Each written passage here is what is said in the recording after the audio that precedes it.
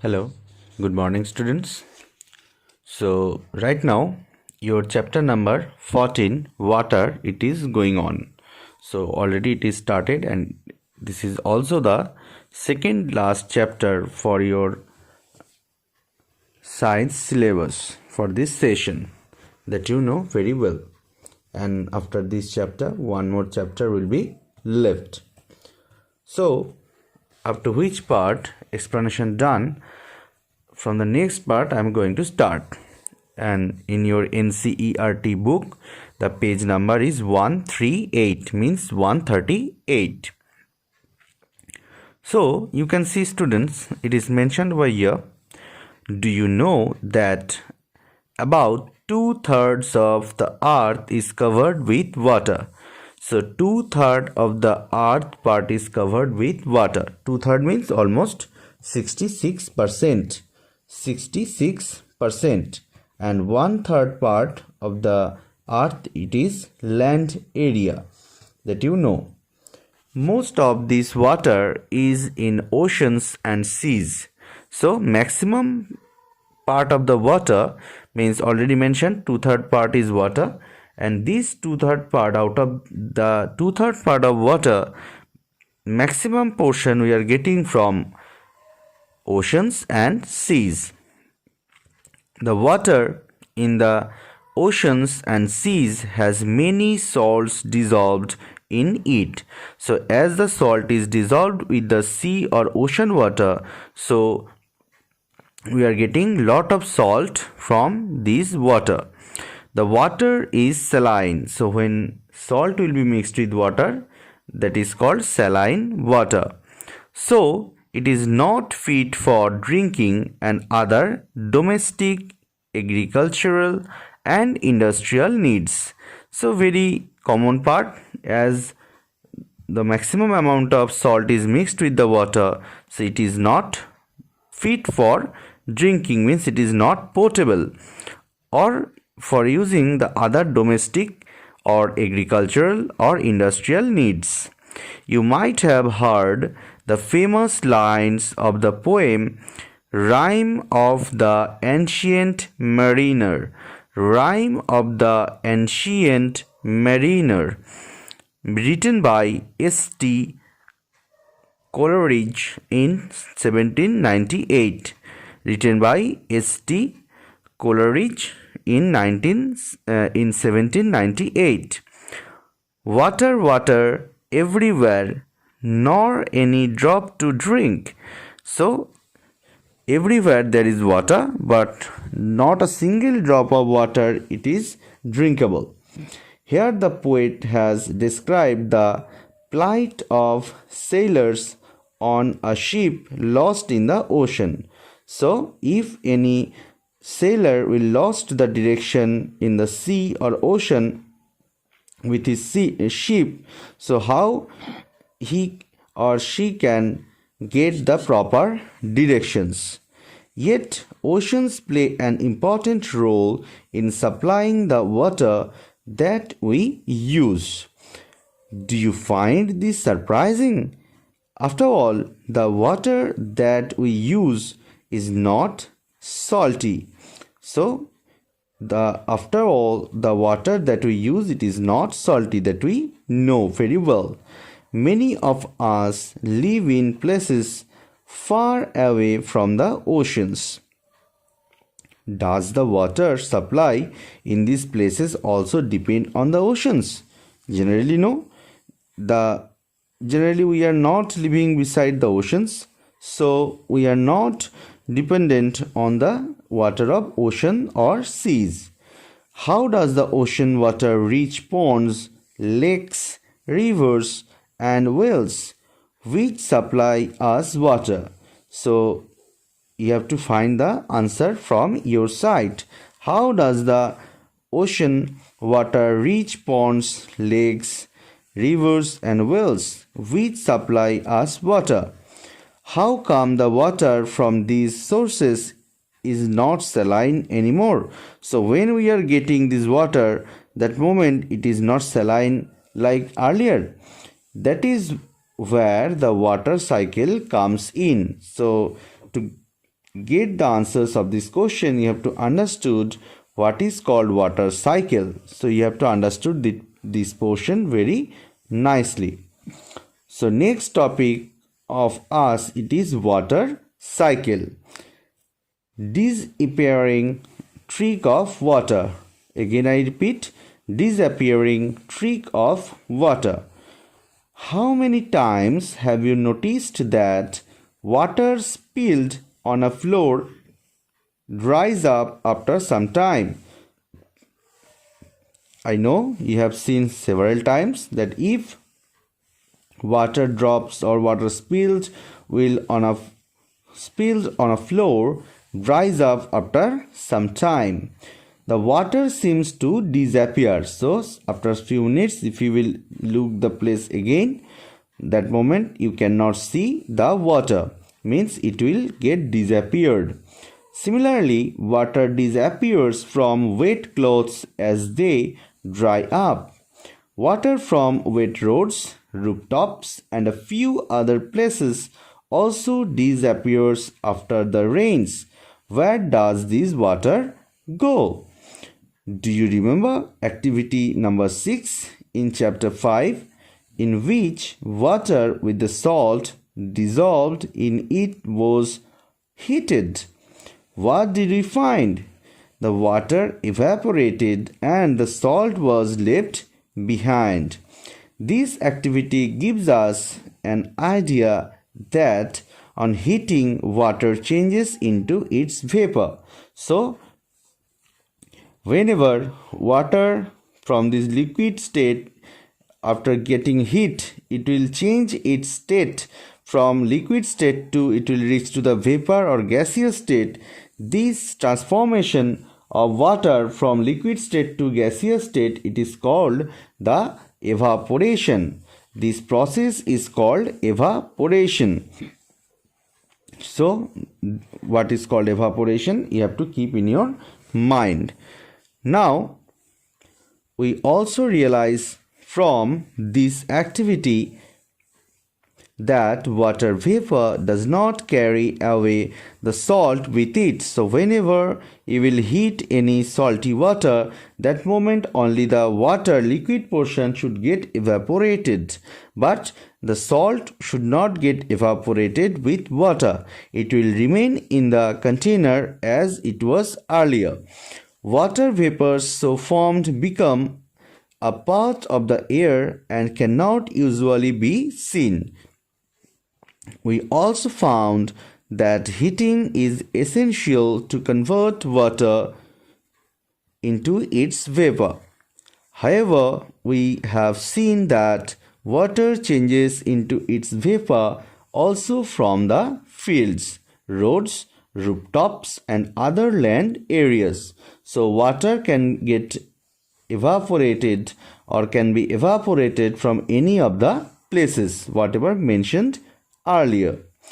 We also discussed in chapter 5 that to obtain salt water from the sea is left in shallow pits to let the water evaporate.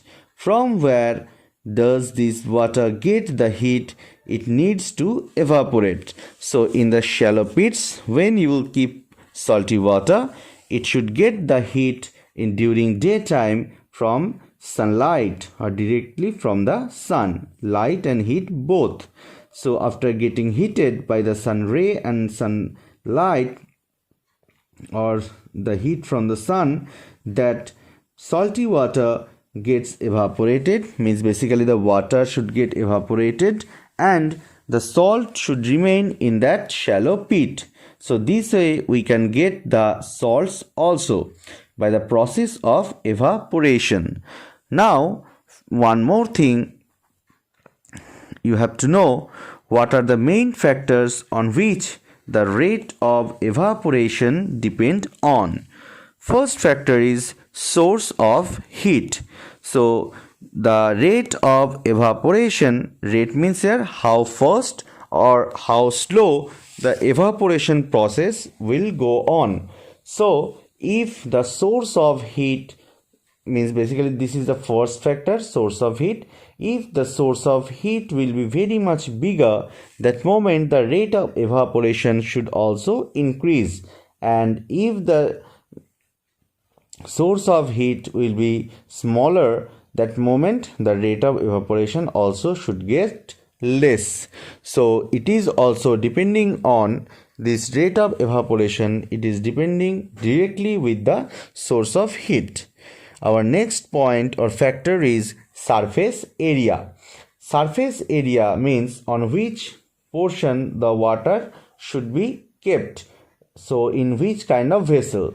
So if the surface area will be more, the rate of evaporation will also be faster, and if the surface area will be less, then the rate of evaporation will also be lesser. I'm giving one example. Suppose you have taken a cup of tea, means hot tea, and as well as you have taken a plate of hot tea. As the open surface area for the cup is less than the plate, that's why the hot tea will be means the hot tea will become cold very faster in case of plate rather than in case of the cup. That's why whenever someone will get very hot tea and he or she wants to take or wants to have that tea very faster, that moment what they will do, they will take the hot cup of tea from that cup to the plate, that as it will become cold very quickly. Next factor, it is humidity. How much water vapor should remain in the atmosphere, it is called the humidity. But this time the rate of evaporation should not vary directly with the humidity. This rate of evaporation will vary inversely with the humidity. If the amount of water vapor will be more in the atmosphere, then the rate of evaporation will be less, and if the amount of water vapor or water molecules or humidity will be less, that moment the rate of evaporation will be faster than previous time. So we can say that humidity is inversely proportional with the rate of evaporation. Now our last factor we can say, which is wind speed. If the speed of wind is maximum or more, that moment the rate of evaporation will also be faster, and or you can say with respect to the normal situation. Just I am giving one example. Generally in monsoon, the water vapor is maximum in the atmosphere, means humidity is maximum. That moment if you will just wash any cloth and you will hang outside, so that moment any time rain may come, so that moment you cannot take the risk to dry up that particular wet cloth. But that moment what you will do, that moment you will just hang up the wet cloth after washing inside your room or in the veranda, and you will switch on the fan. So when you will switch on the fan, that moment the wind speed will become more and more. So that moment, due to this high wind speed, the wet cloth should get dry up very quickly. So this is one more factor of evaporation. Or another example I can give, if you will get a cup of hot milk or tea, that moment if you will not take the tea into the plate, that moment what you will do, you will just give air from your mouth to the hot tea, and by blowing air from your mouth to the tea, you want to make the hot tea, or you want to just cool the hot tea. So by blowing wind from your mouth, by the making the wind speed more than the normal situation, you want to just make the evaporation rate faster. So this is the factor of evaporation. Now one more activity: take two similar plates, place one of the plate in sunlight and keep the other under shade. Now pour equal amount of water in each of the plates. Figure 14.5. As you can see in the picture, you can use a cap of a bottle to measure water. Make sure that water does not spill over. Observe the two plates after every 15 minutes. Does the water seem to disappear? Obviously, it will seem to get disappeared. From which plates does it disappear first? Easily we can say the plate kept under the sun ray, it will get the water from that plate should get disappeared faster. What is the source of heat for this evaporation? So obviously from this picture you can say the source of heat of this evaporation, which is sun itself. During the daytime, sunlight falls on water in oceans, rivers, lakes and ponds. The fields and other land areas also receive sunlight. As a result, water from all these places continuously changes into vapor. However, the salts dissolved in the water are left behind. In activity 2, did you find the water also disappeared from the plate kept in the shade or under the shade? Though it could have taken more time, it will also get evaporated, which is not directly under the sunlight, but it will also take lot of time. Does the heat from the sunlight reach here? Yes. During the daytime, all the air surrounding us gets heated. This warm air provides heat for evaporation of water in the shade. Thus, evaporation takes place from all open surfaces of water. As a result, water vapor gets continuously added to air. However, evaporation of water is a slow process. That is why we rarely notice its loss from a bucket full of water. In sunlight, evaporation takes place faster. On heating water on a burner, its evaporation takes place even faster. Is there any other process through which water vapor gets transferred into air? So already so many factors I have mentioned. What are the factors of rate of evaporation?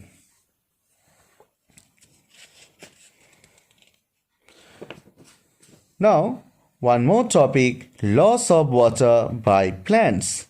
You have learnt in chapter 7 that plants need water to grow. Plants use a part of this water to prepare their food and retain some of it in their different parts. That we know, we are also having or taking water for maintaining our biological processes, to maintain the biological processes in our body. We are also taking water, but whatever the amount of water we are taking, the entire amount of water we are not required, or we have not required by the body. So whenever we are getting some extra water in our body, so that extra water we are just removing from our body. So plants are also doing the same process. Whenever the extra amount of water should remain in their body, they would like to just remove the water or release the water from their body. Remaining part of this water is released by the plants into air as water vapor through the process of transpiration. That you know, whenever plants are releasing the extra amount of water from their body by the very tiny pores which are present in the leaves, so these are called stomata. So through stomata, plants are also releasing the extra amount of water from their body by the process of transpiration. Do you remember observing transpiration of water by plants in activity 4 in chapter 7? Water vapor enters the air through the processes of evaporation and transpiration. Is it lost forever? No, we get it back again, as we will see. Vojo have been reading about transpiration over here. He asked himself how much water is lost through transpiration by wheat plants that give us 1 kilogram of wheat. He found out that this is nearly 500 liters, that is roughly 25 large-sized buckets full of water. Can you now imagine the amount of water lost by plants of all the forests, crops, and grasslands together? So students, today up to this topic, up to page number 140, before activity 3, how are clouds formed, before that activity. So today up to this students, I hope you all have enjoyed. Thank you. Visit again.